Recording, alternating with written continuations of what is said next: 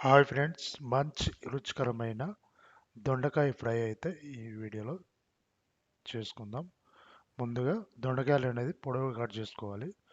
తర్వాత ఉల్లిపాయలు అన్నిటివి కూడా మనం పొడవు కట్ చేసుకోవాలి. ముందుగా కడాయి తీసుకొని స్టవ్ వెలిగించి 3 టీ స్పూన్ల ఆయిల్ పోసుకుందాం. తర్వాత పోపు గింజలు వేసుకుందాం. ఒక హాఫ్ టీ స్పూన్ పోపు గింజలు, కట్ చేసి పెట్టుకున్న పచ్చిమిర్చి, కరివేపాకు, అలాగే కట్ చేసి పెట్టుకున్న ఆనియన్స్ కూడా వేసుకుందాం. ఇప్పుడు ఒకసారి కలుపుకొని మనం హాఫ్ టీ స్పూన్ అల్లం పేస్ట్ వేసుకుందాం. ఒకసారి మొత్తం అల్లం పేస్ట్ అనేది పచ్చివాసన పోయేదాకా కొంచెం కలుపుకుందాం. ఆ తర్వాత కట్ చేసి పెట్టుకున్న మనకు దొండకాయ ముక్కలు అయితే వేసుకుందాం. ఒకసారి మొత్తం కొంచెం సాల్ట్ కూడా వేసుకుందాం. 1 టీ స్పూన్ సాల్ట్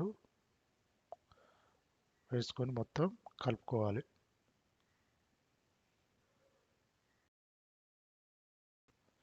ఇప్పుడు మనం ఒక 10 నుంచి 15 నిమిషాలు అనేది హై ఫ్లేమ్లో ఉడికించుకుందాం.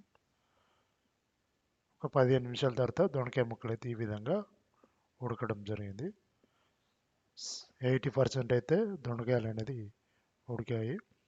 ఇప్పుడు మనం ఒక హాఫ్ టీ స్పూన్ పసుపు, మీకు కావాల్సినంత కారం వేసుకోండి. నేనైతే ఒక 2 టీ స్పూన్లు అయితే వేసుకుంటున్నాను.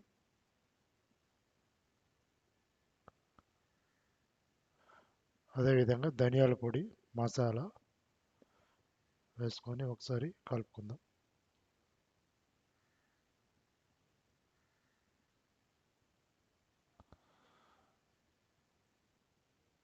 ఇప్పుడు మనం ఒక 5 మినిట్స్ హై ఫ్లేమ్లో ఉడికించుకుందాం. కలుపుకొని ఒక 5 మినిట్స్ మనం హై ఫ్లేమ్లో అయితే ఉడికియాలి.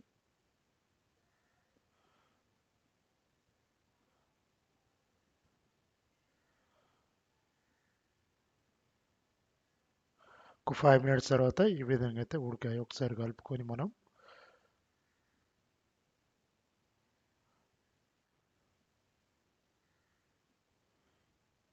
ఇప్పుడు కొత్తిమీర, అలాగే కొబ్బరి తురుము అనేది వేసుకుందాం.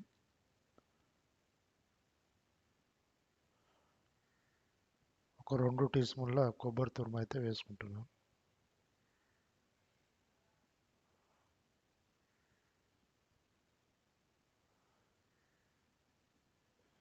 ఇప్పుడు కలుపుకొని ఒక 2-3 మినిట్స్ మనం సిమ్లో ఉడికించాలి.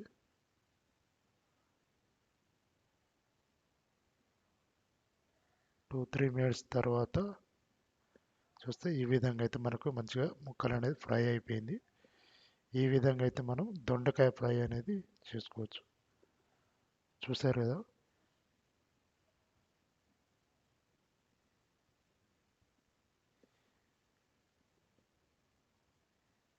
ఒక 2 మినిట్స్ ఉడికిస్తే సరిపోతుంది. ఓకే ఫ్రెండ్స్, ఈ వీడియో మీకు నచ్చితే లైక్ చేయండి, షేర్ చేయండి, సబ్స్క్రైబ్ చేయండి. Thank you.